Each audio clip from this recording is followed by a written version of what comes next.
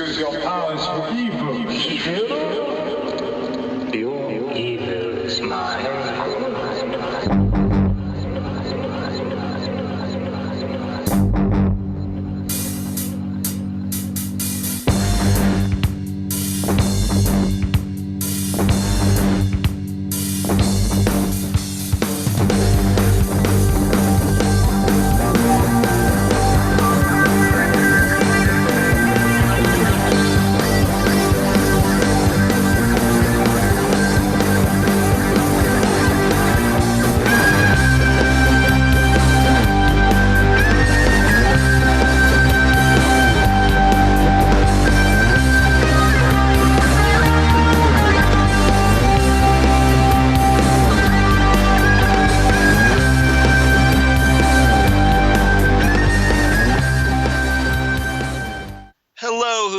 Welcome back to Next Stop Everywhere, the Doctor Who podcast.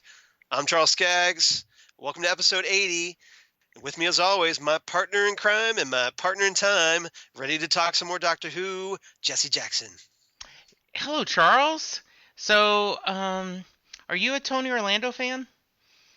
You mean as far as tie a yellow ribbon round the old oak tree? I was thinking, knock 3 times on the ceiling if you want me. Oh, well, I think we should probably save that for next week. Okay. But the end of the episode, definitely. Yes. So we'll talk about we're going to talk a little bit about that. I bet we are. That's one of my topics for today. Absolutely. So, but today we're going to talk about Thin Ice, the third episode of Doctor Who Series 10. Already 1/4 through Series 10. Just like that. I know. Just like that.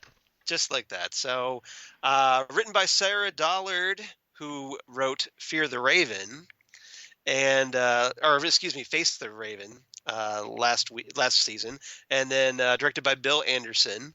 So, I'm dying to know your thoughts on this one, Jesse.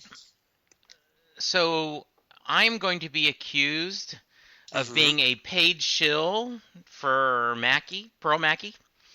But I am loving Bill.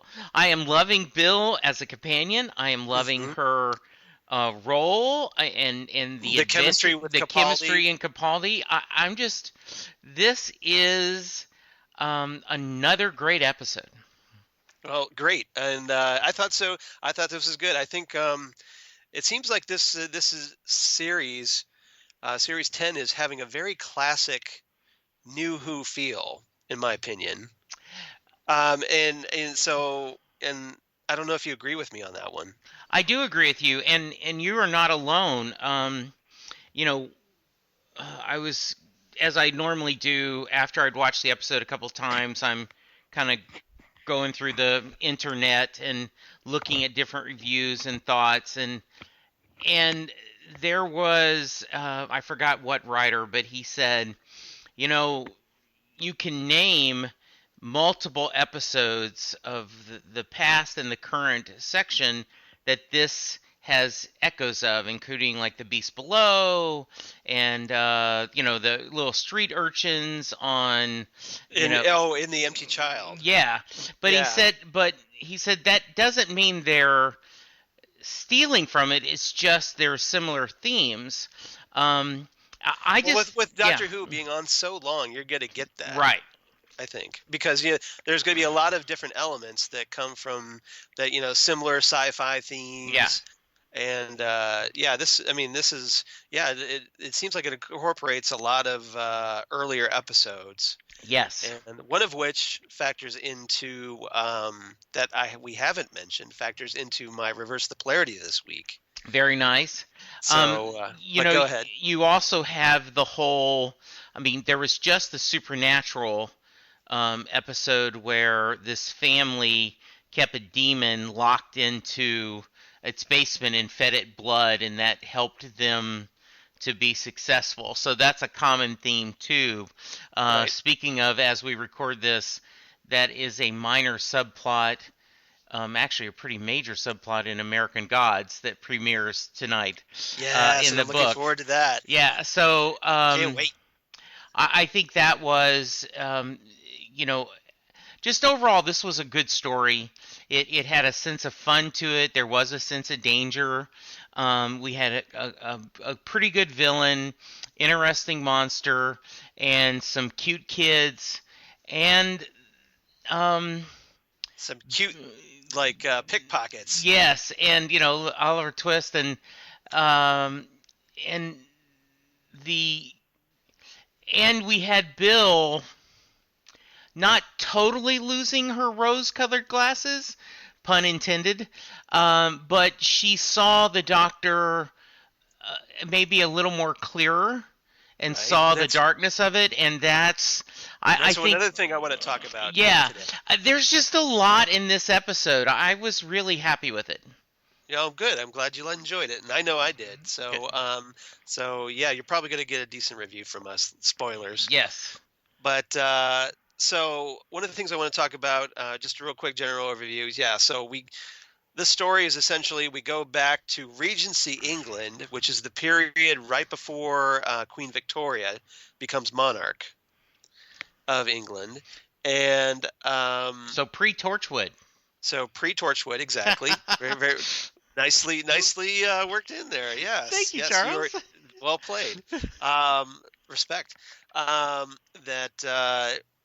It's picked up on the cliffhanger from last week where the Doctor and Bill arrived.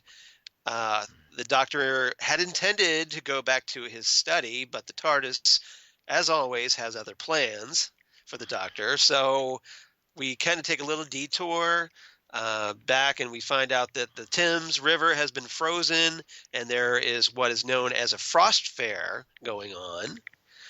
And that we see an elephant, and that's kind of where we are when we pick up this story.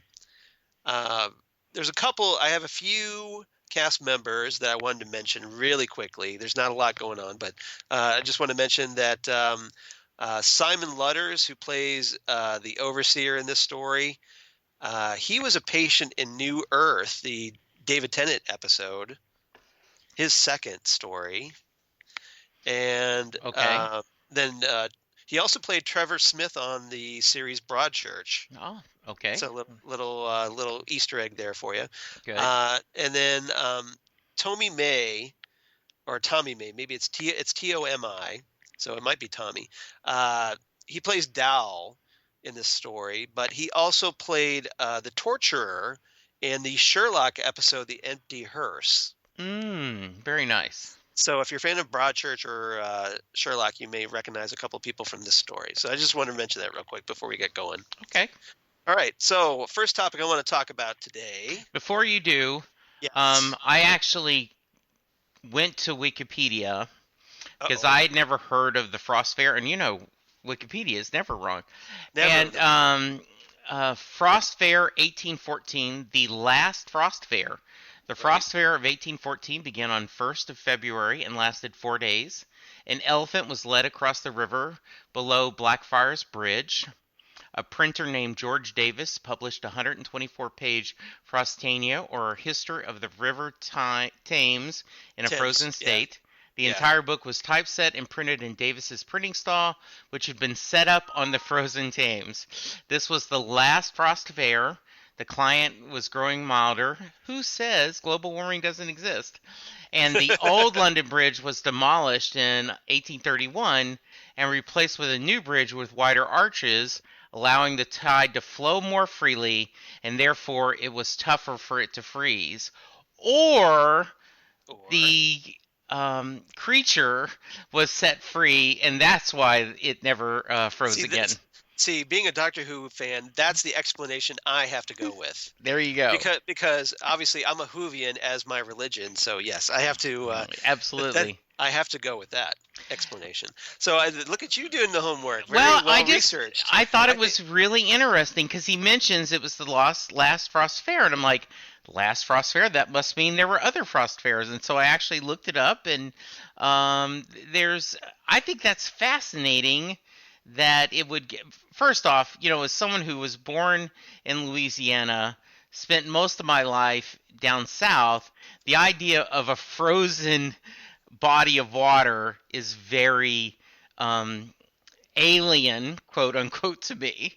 I Right. know you, where you are from, that is not unusual at all. No, no, no, not at all. Because Yes. yeah, I live in the Columbus, Ohio area, so naturally we get what's well, not as bad as the Cleveland area, which gets Lake Erie effect snow and ice, but yeah, we get some very cold temperatures, sometimes around 0 Yeah. or -2 perhaps. Yes. And so yeah, we have rivers that tend to freeze. Maybe not as solid that you would want to walk on them, but they do freeze. And So it does happen. yeah, and then we'll get to your topic, but one last thing I wanted to mention. I think the image of an elephant walking on the frozen river is a great image. That it very Whovian because Yeah, it's and totally it shows you how frozen the river is. yes, and That- it's kind of dinosaurs on a spaceship, elephant on a frozen lake, and it's based in Elephants on reality. ice. Yes, elephants on ice. There we go. That should have been the title of the, I of the totally episode. agree. That's what I'm talking about here. All right, well, But, we have they- the title for our episode, Elephants on Ice. Elephants on Or ice. maybe my grading, so, Rachel. There you go. Well, since you brought the Frost Fair, I want to bring this up because Sure. I was going to maybe talk about this at the end after the topics, but I think this works actually better now that you as a segue. So this isn't the first mention of the Frost Fair in Doctor Who, and it's actually been mentioned several times. Yes, it has. And I just so happened because I did my homework as well. Oh, good. I have the rundown of the various appearances of the Frost Fairs in Doctor Who. I just called to say I love you. Well, that's one of them. So yeah. Go ahead. Yeah, we'll might as well go ahead and mention that. So yeah, this was what Jesse is referring to is that River Song recalling one of her and the Doctor's date nights in the 2011 episode "A Good Man Goes to War," where the Doctor takes her ice skating on the River Thames in 1814. So you think the 11th Doctor and River would have been there, unless this was an earlier, like maybe they were there the day before. Well, and that's why, notice he moved the TARDIS to the last day and parked it somewhere else. So maybe he knew, he remembered. He didn't run into himself, yes. Yes.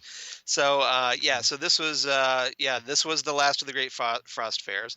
So maybe, they were just maybe a few days apart on this one, possibly, or even a few hours. We don't know. And yes, he did get Stevie Wonder to sing for River under the London Bridge, but apparently River didn't want anybody to tell the Doctor about this because spoilers. Yes. So that's one instance, the most notable instance. Also, the 12th Doctor offered Clara a visit to the Frost Fair in the 2014 episode The Caretaker. But that didn't happen for obvious reasons if you watch The Caretaker.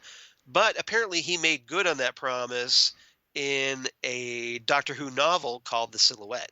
Ah, okay. So you can check that out. And also earlier Doctors, the first Doctor and his companions went to the Frost Fair in the Big Finish audio play Frostfire. So you can check that out if you're a Big Finish Doctor Who fan. And the second Doctor and his companions visited the Frost Fair in Mark Gatiss's 1997 novel, The Roundheads. So that's something for you to check out if you want to read more about the Frost Fairs.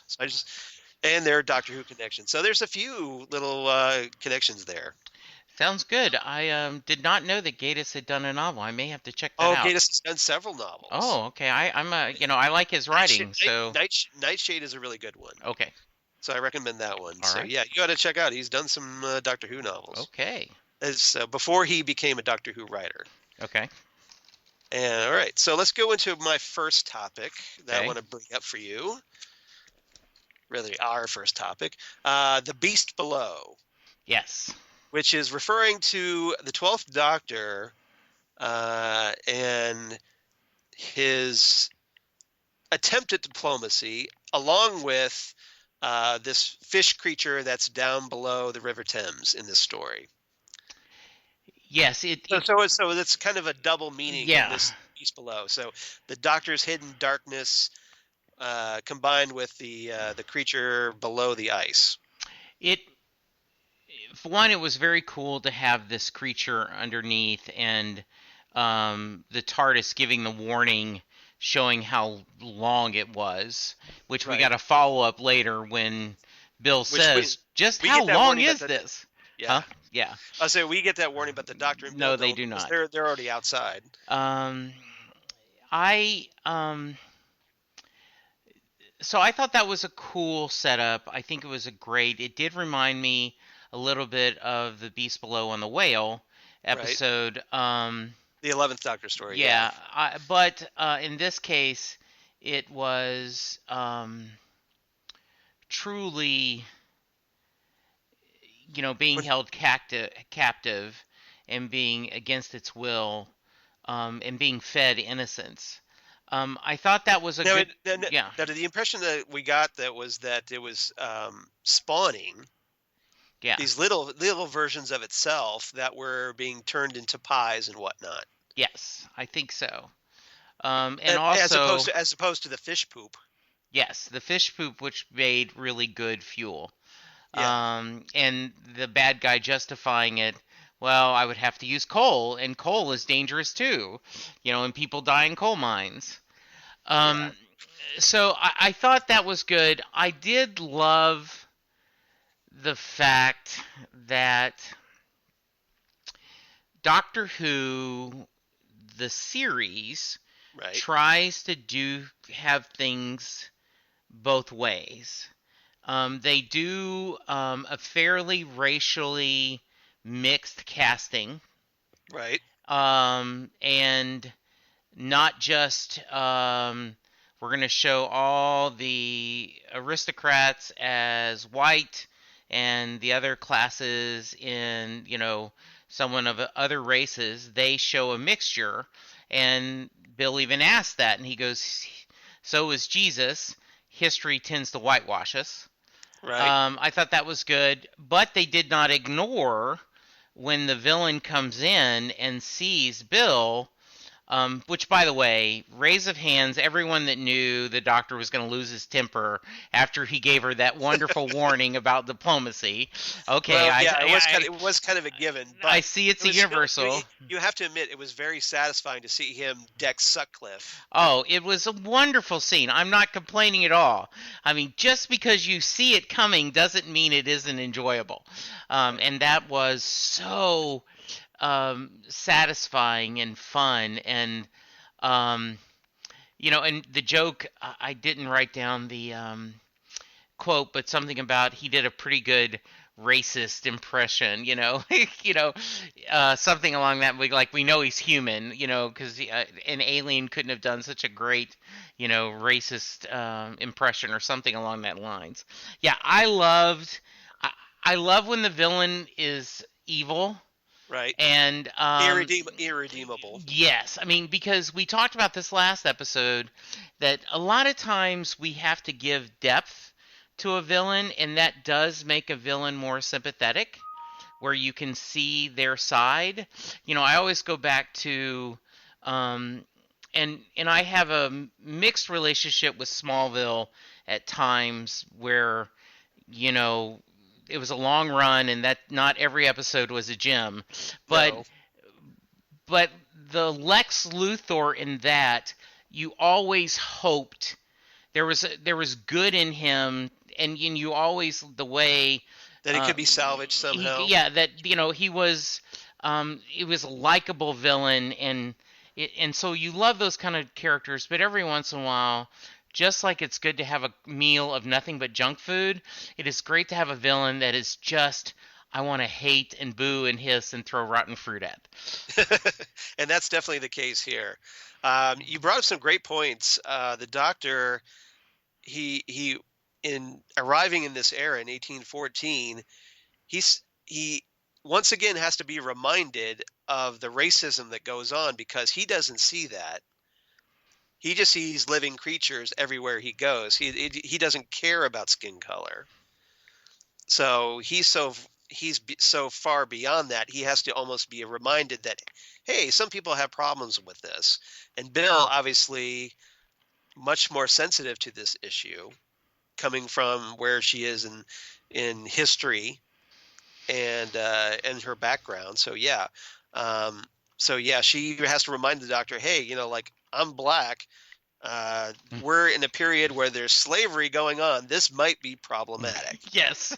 Hello. We She had- points to her we- face and something. We have to address the elephant on the ice in this story. See what I Well did done. there? Yes, I love that. Like that. So instead of the elephant in the room, we have to address the elephant on the ice. All right. So so the Doctor has to be reminded of this, and then when they end up going to Lord Sutcliffe's house after basically getting this lead that Sutcliffe is the big bad behind this episode and has the creature imprisoned so that we can get the fish poop, and that is this amazing fuel apparently that burns forever and really, really hot, and as well as the other fishes. So there's a great there's an economic motive here, a capitalist motive here.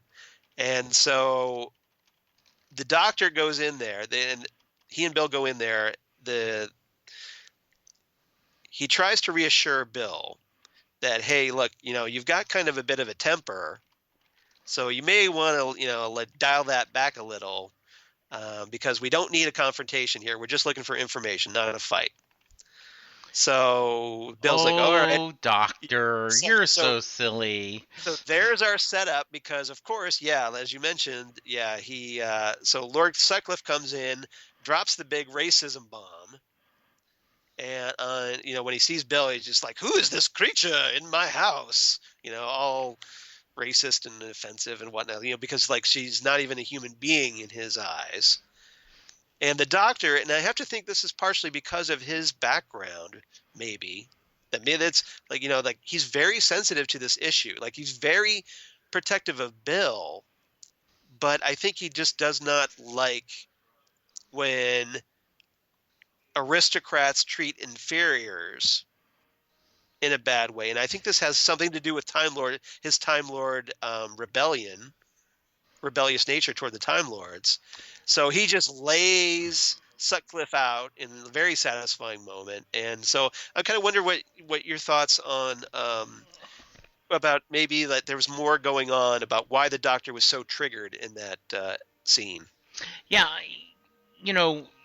what's funny is we were at lunch years ago, and Chris was with a friend, and we were all eating, and we got to talking about parents, and Chris said, "Oh, the number one red flag on Dad is when you're ungrateful, when you don't appreciate what's going on." And I think that one of the Doctor's main touch points where he's really angry is when he sees people being treated poorly, and I think I could actually see the young Time student at the academy, sitting there, the Time Cadet. Yeah, the Time Cadet, drinking coffee, smoking herbal cigarettes, debating on class in Gallifrey and how that everyone should be able to join the academy, and why should just the elite families be, and so I think that's been a long time, and I do think that is one of the reasons why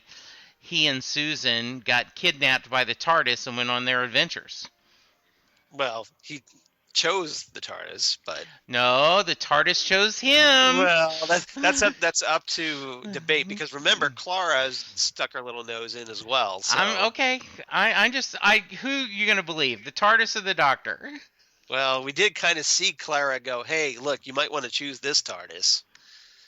So the proof is in the video. All right, whatever. I think.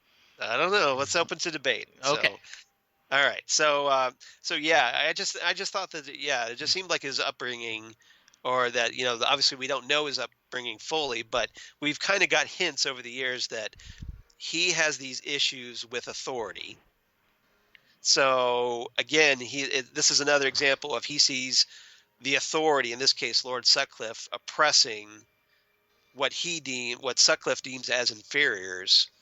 And yeah, the Doctor's not going to stand for that, especially when it's one of his companions and friends. Yeah, and I think you're totally on. He hates all people that, have a big head. He hates people of authority. He hates people that thinks they're better than other people. When you throw that all together, you just are pushing one of the Doctor's big red buttons. Right. Okay. Sounds good. All right, so let's move on to our next topic.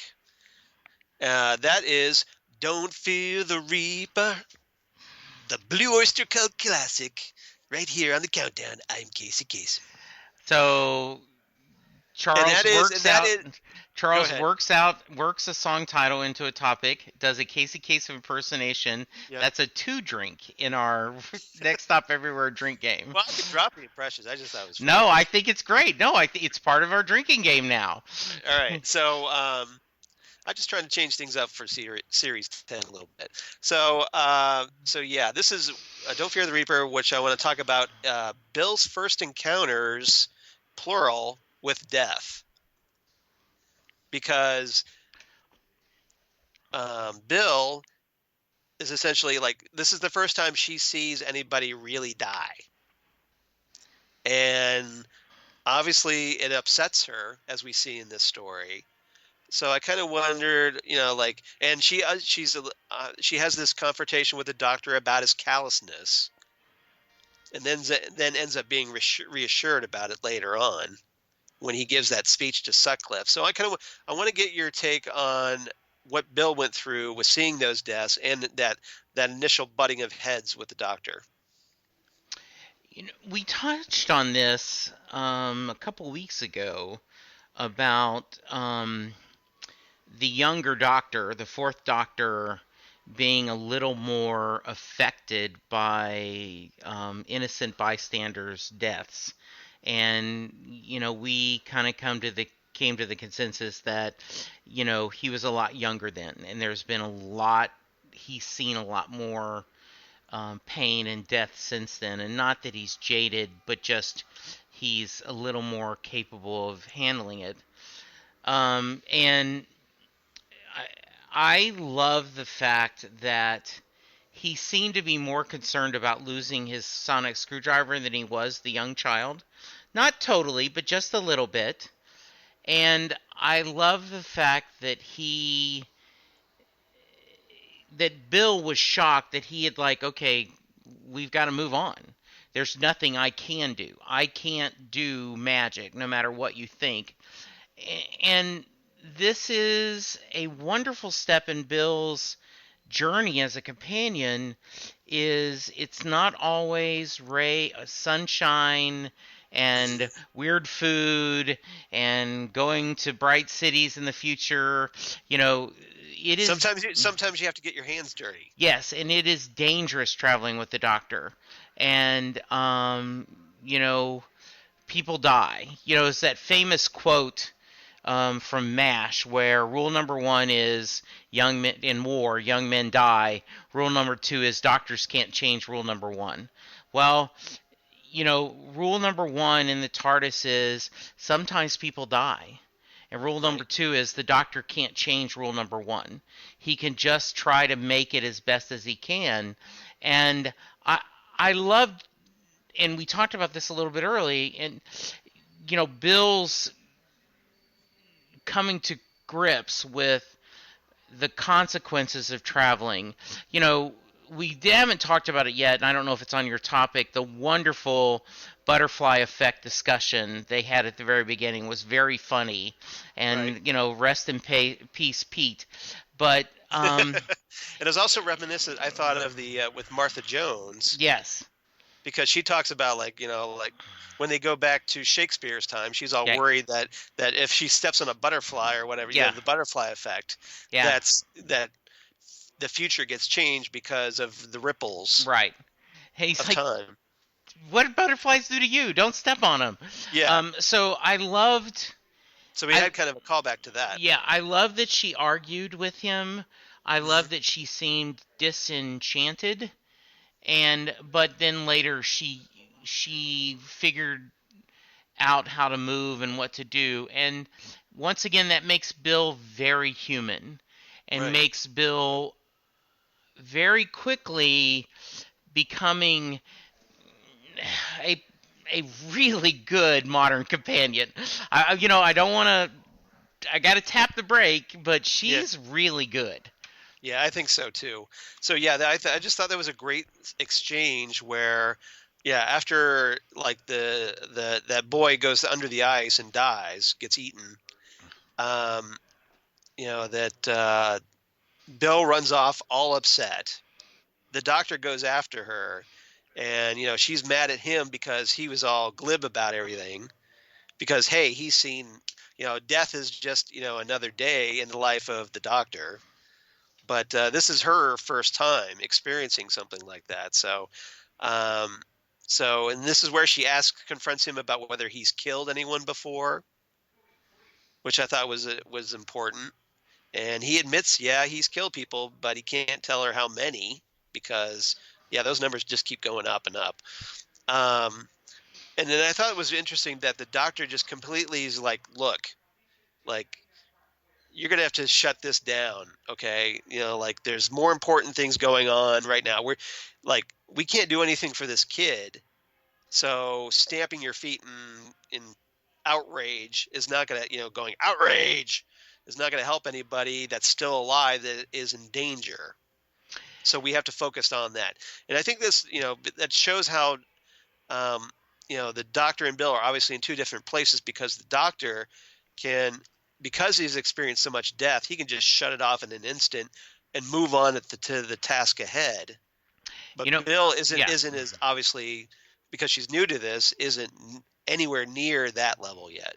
You know what this reminds me also is the War Doctor looking at the 10th and 11th Doctors going, Yes, is this all it takes? Do you not remember the children?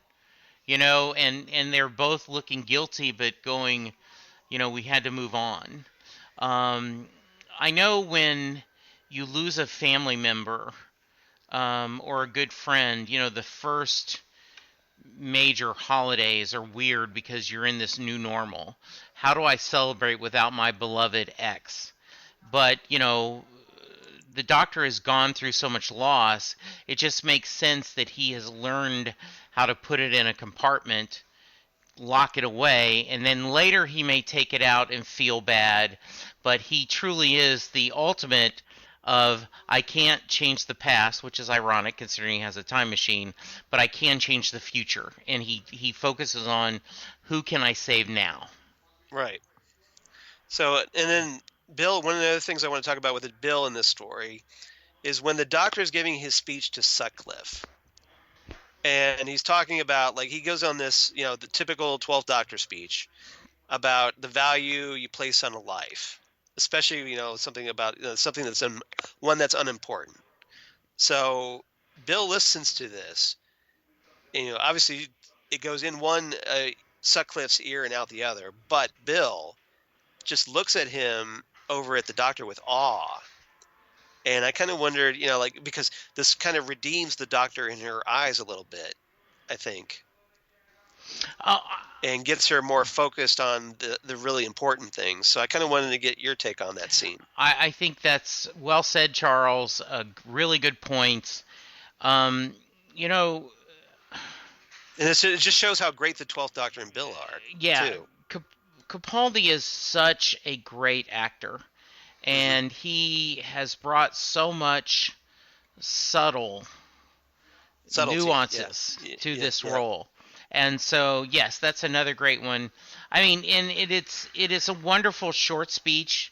It certainly is not the Zygon speech, which is up there when you list the greatest Doctor Or the Who monologues. Right. Pandorica speech, yeah, Yeah, of the but 11th Doctor. But it is awful.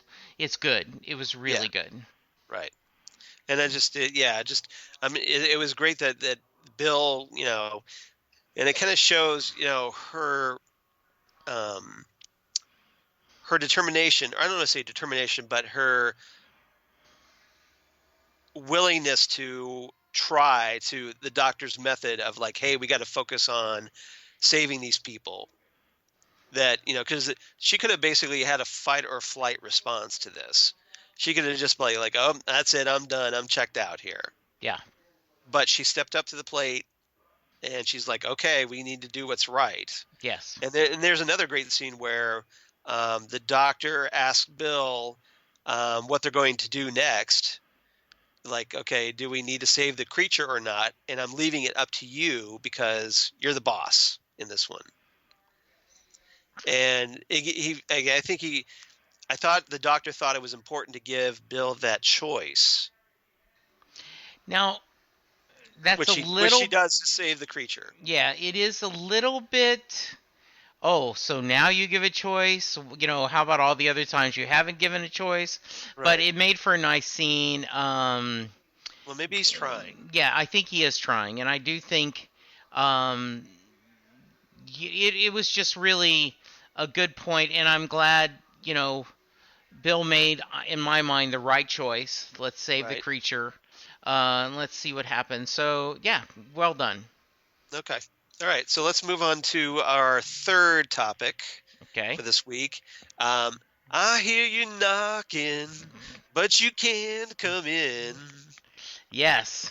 And that is Nardole in the Mystery Vault once again, which we get a little bit of a teaser at the end of the episode. So where we have, Nardole's down by the vault muttering about like, hey, I didn't ask to be reassembled, which I thought was an interesting tidbit thrown in. And we hear the knocking on the other side of the door. Yes. And it was 3 knocks, not 4, so everybody calm down. Yeah, it's not the master. It's not the master. Right. Or is it? ... Question mark. So Nardole shouting at the thing behind the vault door knocking that, hey, we're not going anywhere. Right. And the knocking keeps continuing. So want to get what you thought about that interesting little scene.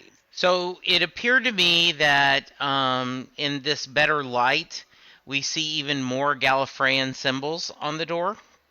At least it looks that way to me. Right. I thought that the doctor did learn whatever the coin trick was so that he could cheat. Yes. Because that's how he cheated. Because it set that up. Yeah, there was a scene where Nardole's giving him crap. Like, hey, look, you made this oath to stay here and guard this vault, not to run off across time and space. Right. And the doctor's like, well, okay, tell you what, I'll make you a deal. Let's do a coin flip, and if I win the toss, I get to travel around time and space. Yeah. And if you win, then I promise to stay here. Wink, wink. Not knowing that, hey, look, I'm totally going to scam you on this. So because I've had 2,000 years to learn coin tricks. Well, and there was that scene earlier in the Ice Festival where, the Frost Fair, where there was a guy. The pie shop was, like, you cheated me, and so I want to learn that move. I also love the doctor being a little bit of a teenager in, well, technically, does this look off-world?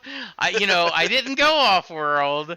I just went through time. Yeah, and so I'm still on the planet. Yeah, and I love the whole. At first, he's like, "No, I'm in my special tea-drinking clothes." Which, by the way, for everyone who is not a fan of hot tea, I thought it was a nice thing. I put a little coffee in it to give it some flavor. I have my tea right here. Yes. So I thought that was really fun. Perfectly good cup of tea with that. Yes, exactly, because tea and coffee together. I was not happy with that. Yeah, if you're going to do tea, do tea. If you're going to do coffee, do coffee. So, yeah, it appears something... Any more thoughts about what's behind door number 1? Well, it's something that can knock. Right. And it's something that can communicate. Right. Or at least understands. Now, Nardole could be talking to an an inanimate object, because we do that. It could be a animal that could be, but you would think it's something. Um, we didn't get the trademark, thump thump of the, Yeah. Yeah. Sims Yeah. Doctor, but it could be Master. It could be, the Master held captive in there. We don't know. I thought it was a nice little. We had a great adventure, and then that little bit. I will join other people complaining that I specifically set my DVR to record a minute past, and it Yeah. still didn't record the end, so I had to go to class to That's why I watch the do end. two. That's Yeah. why I do 2 minutes. Yeah, so I'm doing 5 now to try to see. Oh, there. So Yep. yes, and so yeah, great little end snippet. Um, you know, does this feed to the Charles theory, or does this change it a little? Well, I don't know. I'd like to think personally that I would like to think that um, that tapping is the first Doctor rapping on the door with his cane. Now, why would they try to keep the first Doctor out? That's a good question. Okay. So, Okay. if it is the first Doctor, Yes. and it could not be. So I don't Okay. know. We don't know yet. But but if it is the first Doctor, I'd like to think, yeah, he's just rapping on that with his cane, all Okay. pissed off because it's the first Doctor, and he's Captain Grumpy before Captain Grumpy came along. Okay. But if it's not, we'll know. But Okay. yeah, we'll see. We'll see what happens. Okay. It's an intriguing mystery in my It opinion. is. It is very much. And I like that we're getting like little tidbits dropped. Yes. Not enough to spoil it, but enough to like keep you speculating. So I like Right. that a lot. All right. So anything else about this story you want to talk about before we move on? No, it was really well done. Like I said, I'm really, really enjoying Bill and Bill's journey. So good stuff. I thought so too.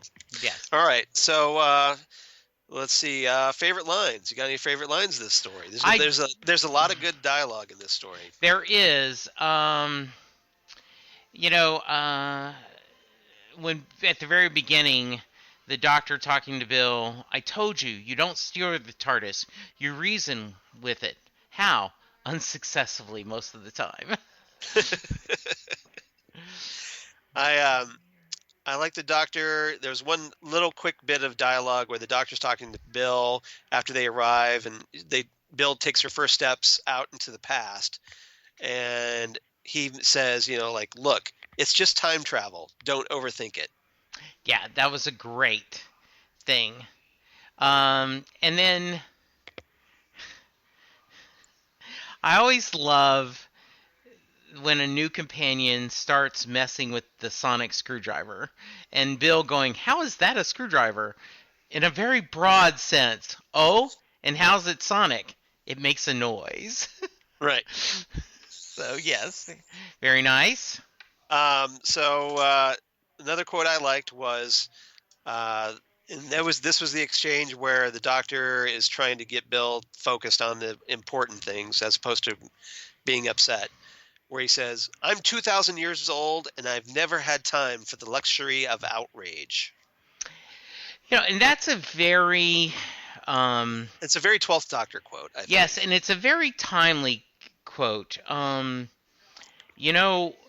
I mentioned that to Linda, not that specific quote, because that would be very timey-wimey, that if you're unhappy, do something. Right. Showing outrage and posting on Facebook or just complaining to your friends accomplishes nothing. If we don't have the luxury for outrage, go get your hands dirty. Yeah. And give your time, your money to a cause you care about, and we'll do it. I do love. Go ahead, Charles. Well, I was just going to say I totally agree. I think it's very easy to just we have these outrage has become this so simplistic thing where like we get so upset over the most trivial things Yes. anymore as a society because of social media, because it just feeds this mob mentality. Yes. But rarely does the mob mentality translate into action, Right. in my opinion. Absolutely. That we just, it's easy to get like, oh yeah, we try to stage, boycott, hashtag boycott so and so, Yeah. or whatnot, but um, rarely does that, go beyond that.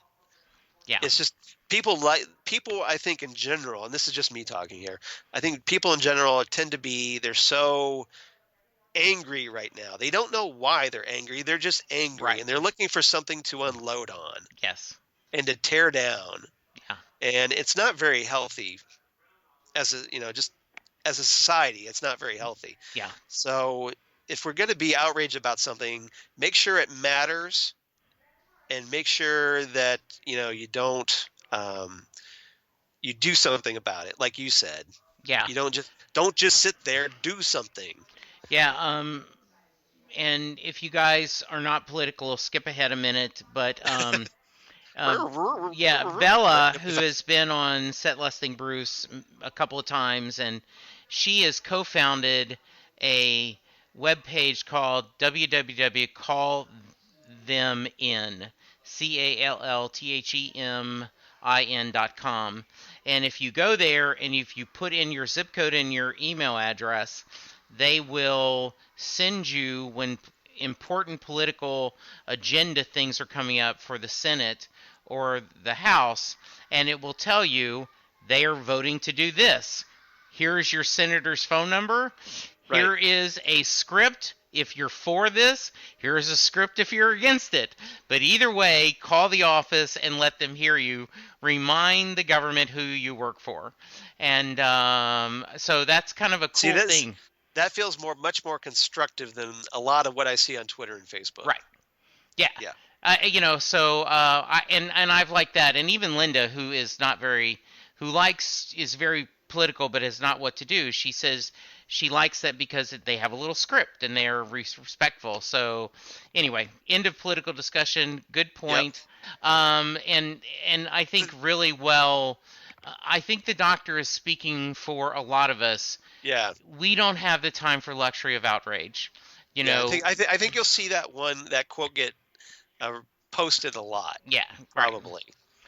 Right. Now this is a quote that I agree with, but the Doctor kind of blows it right afterwards when he says, "Always remember, Bill, passion fights, but reason wins." Right. That's a great quote. It is a great quote, but oops. Yes. All right. So I have the Doctor's speech. Oh, good. Good. So this is the quote that I think is probably my favorite. Maybe the previous one I did, but this one obviously I liked, and I'm sure you did too. Where the Doctor is telling Sutcliffe, human progress isn't measured by industry. It's measured by the value you place on a life, an unimportant life, a life without privilege. The boy who died on the river, that boy's value is your value. That's what defines an age. That's what defines a species. Amen. Absolutely. Yep. My last one, and it's great quote. My last one, and actually a point that I love that the show covered, is Bill, of course, immediately goes to this world's version of Google. And like, okay, we've changed history. I'm going to do this. And how fast is her internet service, I might add? Yeah. Because the Doctor's just clicking away through that. Yeah. I'm like, wait, there's no lag time? What's up with that? They must have really good wireless there at the university. Yeah. But I love the Doctor. Never underestimate the collective human ability to overlook the inexplicable. So I thought that was really nice because it is such a hand wave, but it's also true of this is how we get away with changing all this world. And, and they've had fun with that in the past, right? Where, like, you don't Right. remember when this happened? I was doing, how about this? How about this? So, do you have any more? Yeah, I have one real quick one. Perfect. Take your time. All right. This was right after the Doctor had punched Sutcliffe, and the Doctor and Bill have their moment alone, and the Doctor's looking kind of like he got his hand caught in the cookie jar a little bit, Yeah. and he tells Bill, "Don't be smug. Smug belongs to me." I like that. So I thought that was great. Good. All right. So any other quotes? No, it was good. Okay. So what's your rating for this story? All right, so you're very kind. You always ask me for my rating first. Well, Yeah, so I'm thank you the for. one. I'm the one doing the question, so it Yeah, makes sense to ask yeah. you first. So I liked this one a lot. So I'm gonna give it 9 forgotten memories of Pete. Nice. Okay. We got to pour out one for Pete. Yes, there we are. Yes. Poor Pete. That could be turned into such a great meme. Like, That was such a nice bit. Remember Pete. Yeah, because right, she's like, he's just effing with her, and like and then yeah, like your friend Pete. Now you don't remember what? No, or is he? And then like that's what Pete thought too. When he says I'm not going to worry about it. Yeah, that was Pete's thought too. So that was really fun. So what's your rating? My rating is 8.5 stolen sonic screwdrivers. Yes. Oh, you've got the new one. I've got the news. Nice. It's got two colors. Yes, very cool. So yeah, I've got the new 12th Doctor sonic screwdriver. Ooh. One more for the collection. Yes, very nice. One for the office where you have them all like pencils. Exactly. Yeah, but the little jar or the mug. Very cool. All right, so I skipped over any of when I was reading reviews, a few of them mentioned older classic episodes, Right. and I skipped through that part specifically because Okay. I didn't want to be spoiled. When we reverse the polarity, oh, Charles, which classic episode should we be watching? All right, so this week, we're going to go back to 1979 Okay. to the Fourth Doctor era, to season 17 of classic Doctor Who, to a story called "The Creature from the Pit," Okay. which is the third serial from season 17, written by David Fisher. Got it. And in this episode, the TARDIS identifies a distress signal and lands on the lush jungle world of Chloris, where metal in all forms is a rare and prized commodity. The fourth Doctor and Romana meet the inhabitants, finding there's a matriarchy ruled by fear by the icy and callous Lady Adrasta. Okay. And without metal to make the tools needed to keep the jungle under control, the lush plant life tends to dominate the region, so they have to kind of keep it in check. So Adrasta controls the planet's very last metal mine. So we have a mine in play, holding on to power through the huntsman, her assistant, and his wolfweeds. Now, her throne room contains an array of metal, including an unusual shield, which factors in later on in the episode or the story. She mentions a creature which dwells within a deep pit. Yes. So this is my main connection to Thin Ice. So the Doctor jumps into the pit, kind of like he did putting on that diving suit and jumping into the lake, or into the River Thames, excuse me, determined to get to the bottom of the mystery, because it's the Doctor. He's got to know what's going on. Mm-hmm. So inside the pit, he comes face to face with a creature, and it turns out to be this like vast, shapeless blob that rolls over him. And the Doctor kind of rolls the dice and decides, okay, it's not dangerous. It's not hurting me. Yes. And he's fascinated to know that the creature is an herbivore which produces metal from within itself. Mm-hmm. So again, we have a creature that's producing something of value. Yes. that gets used. So it also forms a tentacle and draws a picture, which the Doctor recognizes as that shield from Adrasta's throne room. And it turns out that shield is a communication device. Ooh. So Arado, as the creature is named, turns out to be the Tythonian ambassador to Chloris that came to negotiate a treaty exchanging metal for chlorophyll 15 years earlier. Okay. But of course, Shady Adrasta realized that her power was dependent on controlling the planet's metal supply, so she imprisoned Arado in the pit to maintain her power. Sound Nice. familiar? Yes. So the huntsman sets the wolf weeds on Adrasta as Arado rolls over them both, devouring the wolf weeds and leaving behind Adrasta's web-covered corpse. So the bad guy gets it by the creature, just like in Thin Ice. Nice. The Doctor makes arrangements to have Arado lifted from the pit, freeing the creature at last. Yay! All right, Yay, that because does sound. Yes, so there sounds you go. good. Sound a little familiar. So, so if you like Thin Ice, go back to some old classic Doctor Who and check out the creature from the pit. Okay, good. Very cool. right. I did want to tell you, and this week's episode of Class was a little better.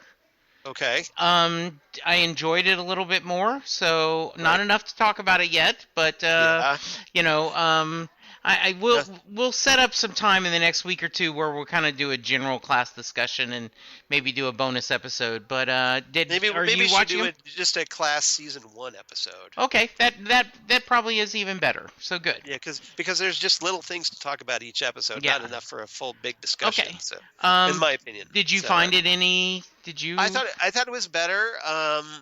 It hasn't really had that home run yet. No. In my opinion. And we'll talk about I it don't know may if be it will. character issues, you know. Yeah. So anyway, okay. What do we have next week? I think there's some serious structural problems in this show. Yes.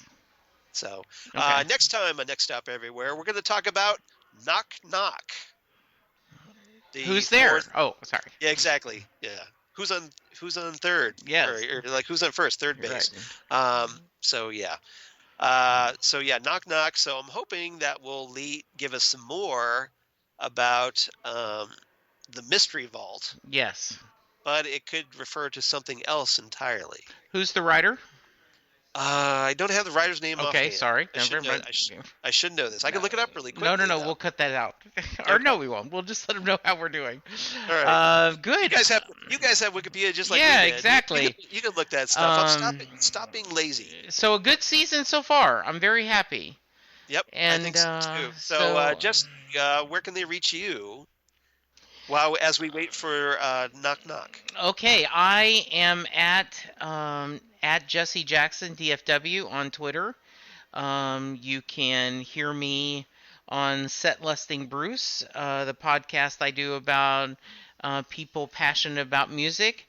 Coming up this week, a little sad we recorded an episode, but due to circumstances beyond our control, Roadside Attractions, Yes. an American Gods podcast. We actually did an episode that was pre the premiere, but it's going to be from the same people, Wendy and Shannon, who I do Small Council Matters, the Game of Thrones podcast. Okay. And so that should be on our Southgate Media feed this week. Little interesting because Shannon, who has a huge Game of Thrones book reader, and so from in the Small Council Matters, he's kind of come from a perspective of as a book reader, he's never read American Gods, so he's really looking forward to watching a show where he knows no knowledge, and it'll be the book newbie. So I'm halfway through my second time through American Gods. Yes, I did the that novel. about a month ago too, and I just finished Annecy Boys. Right. I've read that as well. I've only read that once, but I've read Anansi Boys. Yeah, and so very excited. He is a big Brian Fuller fan though, so that's why he's excited about the show. And it's very important to support this show because according to Neil Gaiman, yes, if this show does very well, this increases the odds of maybe finally getting that Sandman TV series we've wanted forever and a day. Absolutely. And So soon, watch American Gods, guys, soon in 2017, and listen to Jesse's podcast as well. yeah, Jesse and Charles and I, not Jesse and I, Charles and I, You're Jesse, I'm Charles. will be coming full circle, and we'll be doing Titan Talk, and I cannot wait. Just I'm so excited about the Titan series, but mostly because you and I mean, this truly does bring us back full circle. Yeah. We don't want to get into it because we're still a year out on this thing. Right, absolutely. Because it doesn't come out till 2018. Okay. But it's really hard not to want to talk about it now because I'm so enthused about the Titans TV series, which is coming to DC's new direct TV service. Yes. Basically that DC and Warner Brothers decided, well, hey, we need our own Netflix. Yeah. So they're trying to, and hopefully they seems like they have more on the ball than what CBS is doing with their All Access series and Star Trek Discovery right now. Yeah. So I'm gonna laugh if Titans gets on the air before Star Trek Discovery, personally. Yes. But yeah, I'm really excited by it. I think the potential for DC's direct TV service is huge. Yes. Because you could get like Constantine season 2 maybe, or maybe the Legion of Superheroes, or Doom Patrol, something cool. So this is something I think we all need to support. Absolutely. So Charles, where can they find? How can they contact the show, and how can they contact you? Yeah. In the meantime, you can reach me at Charles Skaggs on the Twitter machine, or at Charles Skaggs on Instagram. Facebook, of course. My blog of Geeky Things. Oh, I forgot Google Plus for all you crazy kids at Google Plus. Shout out to Karen. Can't give that away. But yeah, my blog of Geeky Things. Damn good coffee and hot. Damn good coffee. And hot. Where I talk about Doctor Who, Next Stop Everywhere, all kinds of the aforementioned Titan series, and all kinds of comics and sci-fi news. So if you enjoy that sort of thing, please check this out. Damn good coffee and hot, and tell your friends about it. Would definitely appreciate it.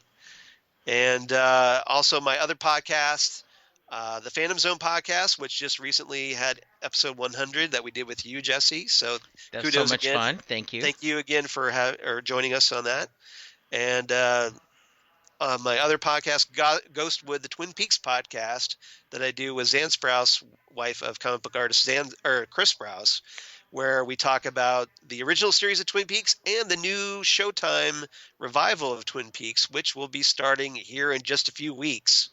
So now would be a good time to jump on Ghostwood, and please tell everyone about this. Absolutely. It's a personal pet project of mine, just kind of like Jesse with things like roadside attractions and set listing brews. Yes.